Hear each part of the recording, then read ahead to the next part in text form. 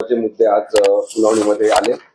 त्याच्यात मुख्यतः धनुष्यबाण चिन्हाच्या मालकीबाबत सुनावणी अंतिमतः झालेली आहे असं आपण म्हणू शकतो।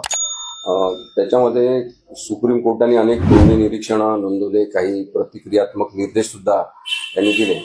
म्हणजे प्रतिक्रिया त्यांनी सुद्धा काही व्यक्त केल्या असं आपल्याला दिसते। याच्यामध्ये सगळ्यात महत्त्वाचा मुद्दा जो नेहमी डिस्कस होतोय तो म्हणजे राजकीय पक्षच श्रेष्ठ आहे। राजकीय पक्षाचे जे प्रमुख असतील, ज्यांच्या ताब्यात पक्ष असेल तेच पक्षाचे निर्णय घेऊ शकतात, त्यांच्या सहीनीच पक्षाचे निर्णय होतात आणि राजकीय पक्ष श्रेष्ठ असल्यामुळे राजकीय पक्षावर ज्यांचा ताबा आहे त्यांनी घेतलेले निर्णयच हे मानले पाहिजे, कायदेशीर ते असले पाहिजे। त्यामुळे विधिमंडळ पक्ष आमदारांची संख्या जी आहे ती निवडून आलेली, त्यांनी कुठे जायचं आणि त्यांनी स्वतःमध्ये फूट पाडून आपली एक गट तयार करायचा आणि त्यांनी एक निर्णय घ्यायचा की नाही पक्ष सुद्धा आमचाच आहे, हा निर्णयच अयोग्य आहे हे आज वारंवार सांगण्यात आलं। त्यासाठी मी जे सकाळी दाखले दिले होते वेगवेगळ्या केसेसचे ते सुद्धा दाखले देण्यात आले। पण सगळ्यात महत्त्वाचा निर्णय सुभाष देसाई या केसमध्ये सर्वोच्च न्यायालयाच्या 5 न्यायाधीशांनी जो निर्णय घेतला होता तो महत्त्वाचा आहे की राजकीय पक्षच श्रेष्ठ आहे, पॉलिटिकल पार्टीला कोणतीही गोष्ट सबसाईड करू शकत नाही। आणि त्यामुळे न्यायमूर्ती सूर्यकांत, न्यायमूर्ती जयमाला बागची आणि न्यायमूर्ती व्ही मोहना या 3 न्यायाधीशांच्या न्यायालयाने स्पष्ट केलं की राजकीय पक्षाला कोणी डावलू शकत नाही। दुसरा मुद्दा हा आहे की लोकप्रतिनिधींना काही स्वातंत्र्यच नाही का, या संदर्भात सुद्धा थोडं डिस्कशन झालं की जे निवडून आलेले लोकप्रतिनिधी आहेत ते आपलं म्हणणंच मांडू शकणार नाही का, पक्षाच्या वेठीसच त्यांना राहावं लागेल का। तर त्याबद्दल आज न्यायपीठाने असं म्हटलं की एक सुवर्णमध्य त्याच्यामध्ये असायला पाहिजे आणि निवडून आलेल्या लोकप्रतिनिधींना अपवादात्मक परिस्थितीमध्ये आपले मत मांडण्यासाठी किंवा मतभेद व्यक्त करण्यासाठी काहीतरी संधी असली पाहिजे। आता ही सगळी संधी निर्माण करायची असेल तर कायद्यात थोडासा बदल करावा लागेल, तो या खरं तर पिटिशनचा काही भाग नाही। त्यामुळे न्यायालयामध्ये झालेल्या चर्चेचा उल्लेख म्हणून मी आपल्याला हे सांगतोय। आता उद्धव ठाकरेंतर्फे हे सातत्याने सांगण्यात आलं की निवडणूक आयोगाच्या पूर्वीच्या निर्णयावर आमचा आक्षेप आधीपासून आहे। निवडणूक आयोगाने आपला निर्णय घेताना पक्ष चिन्ह आणि पक्षाबद्दलचा निर्णय घेताना स्वतःच्या अधिकार कक्षा ओलांडलेल्या आहे आणि ते त्यामुळेच भ्रष्ट पद्धतीने राजकीय पक्षाशी हेतुपुरस्सर दुश्मनी घेतल्याप्रमाणे वागलेले आहे शिवसेनेशी।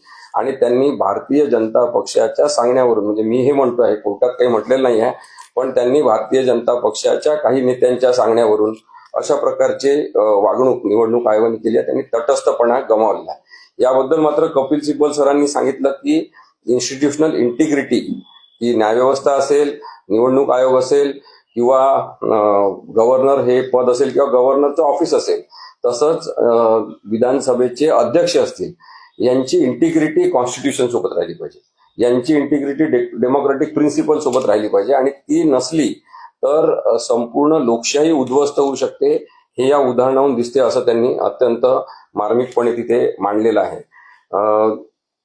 बहुमताच्या जोरावर एकनाथ शिंदे यांच्या गटाला जी मान्यता देण्यात आली ती चूक केलेली आहे पुन्हा सांगण्यात आलं, जसं सुभाष देसाईच्या केसमध्ये आणि यापूर्वी जस्टिस चंद्रचूड यांच्या बेंचनी जो निर्णय घेतलेला आहे त्याच्यामध्ये सुद्धा सांगितलेला आहे की बहुमत केवळ आमदारांचं लक्षात घेऊन जी काही प्रक्रिया झालेली आहे विधानसभेमध्ये ती चुकीची आहे। राज्यपालांनी केलेली प्रक्रिया सुद्धा चुकीची आहे आणि त्यांनी जी बहुमत चाचणीचा निर्णय घेतला होता तो सुद्धा चुकीचा आहे। पक्षांतर बंदी कायदा जो 10व्या अनुसूचीनुसार आहे त्याच्यामध्ये कोणत्याही विलिनीकरणाशिवाय पक्षाचा ताबा घेण्याची किंवा विधिमंडळातील फुटीला मान्यता देण्याची परवानगी नाही, हा युक्तिवाद सुद्धा करण्यात आला। आता यानंतर शिंदे गटातर्फे त्यांचे वकील पुढच्या तारखेला मांडणी करतील आणि पुन्हा काही मिनिटांचा कालावधी, हा कदाचित 10-15 मिनिटांचा कालावधी हा आम्हाला सुद्धा दिला जाईल बाजू मांडण्यासाठी उद्धव ठाकरे यांच्या मूळ शिवसेनेतर्फे। तेव्हा कपिल सिब्बल सर आणि ॲडव्होकेट देवदत्त कामत हे पुन्हा काही मिनिटं बाजू मांडतील की उर्वरित मुद्दे जे आहेत ते कव्हर करण्यासाठी। परंतु संविधानिक दृष्टिकोनातून अत्यंत स्पष्ट अशी केस आहे, न्यायालयाच्या लक्षात आलेलं आहे असं नक्की म्हणता येईल। तुम्हाला अपेक्षा आहेत का की निर्णय तुमच्या बाजूने?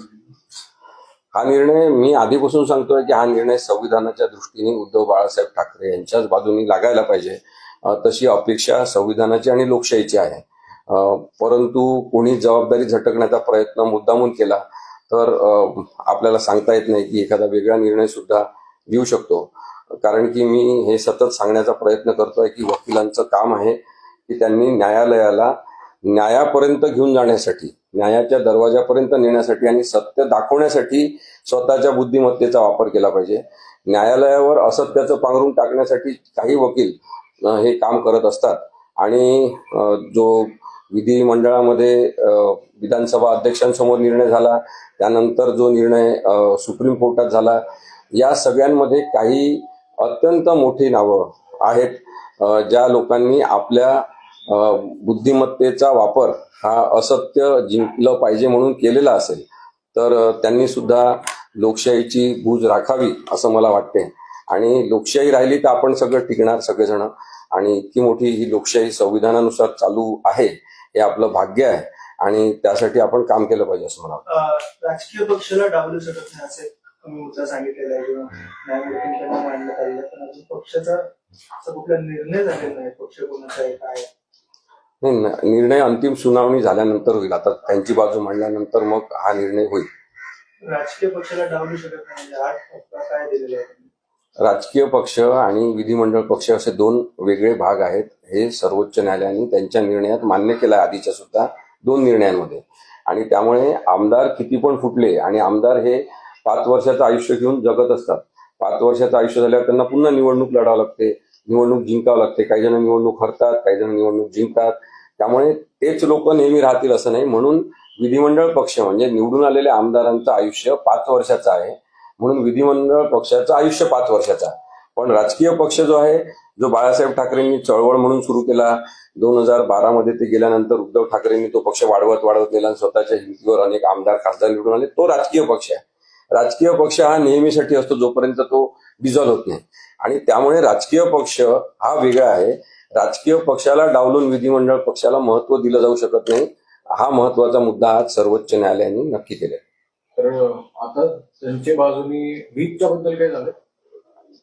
व्हीपच्या बद्दल कालच डिस्कशन खरं झालेलं आहे, आज काही खूप झाले नाही. आता पुढची प्रोसेस कशी होणार? एकनाथ शिंदे गटाकडनं मत मांडलं जाईल, ईसीआय कडनं पण मत मांडलं हो. इलेक्शन कमिशन ऑफ इंडिया म्हणजे निवडणूक आयोगातर्फे त्यांचे वकील बाजू मांडतील, एकनाथ शिंदे तर्फे बाजू मांडण्यात येईल आणि पुन्हा एकदा उद्धव ठाकरेंच्या पक्षातर्फे बाजू मांडण्याची संधी देण्यात येईल 10-15 मिनिटाची. आणि नंतर ही सुनावणी संपेल. त्यानंतर कदाचित निर्णयासाठी राखीव ठेवण्यात येईल ही केस काही दिवसांसाठी आणि मग निकाल लागेल. कधीपर्यंत अपेक्षित होतं? आता ज्या वेगवान पद्धतीने न्यायालय ही सुनावणी घेत आहे तशाच पद्धतीने घेतलं तर हा निर्णय 1 महिन्यात सुद्धा लागू शकतो.